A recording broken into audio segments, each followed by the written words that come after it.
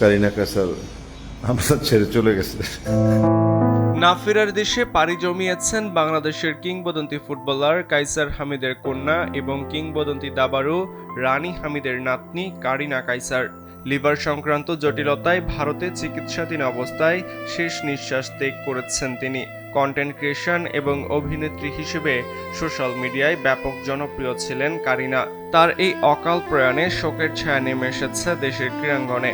জাতীয় ফুটবল দলের অধিনায়ক জামাল ভুঁইয়া সহ অনেকেই শোক প্রকাশ করেছেন। এক ভিডিও বার্তায় মেয়ের চলে যাওয়ার খবর নিজেই জানিয়েছিলেন কাইসার হামিদ। এ সময় কান্নায় ভেঙে পড়তে দেখা গেছে বাবা কাইসার হামিদকে।